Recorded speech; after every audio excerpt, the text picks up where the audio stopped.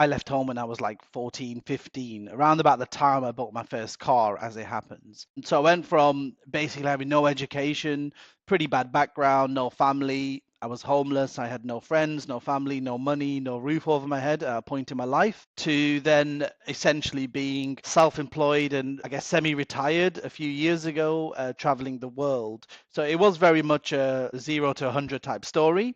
But along with that came, along with having some money and then eventually a bit more than some money, I was able to afford nicer things like nicer cars, nicer places to live, nicer holidays and such. So hence my car journey slightly changed, and I started actually. I'll tell you a quick short story.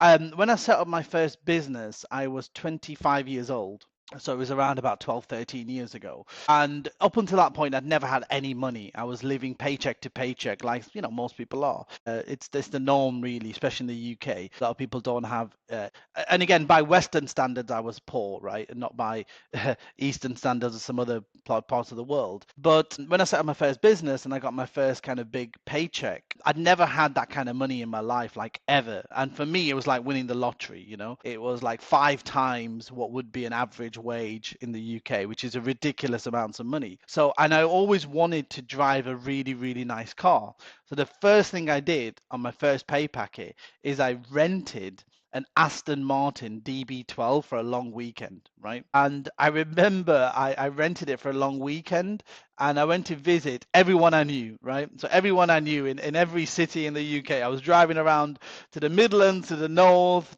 from London. I lived in London at the time, and taking people on joyrides and whatever it was. But I remember that for me was a sign of success, really. It wasn't about the money per se. It was about the obviously the lifestyle it can give you, but the comfort I could feel in doing the things that I really wanted to do.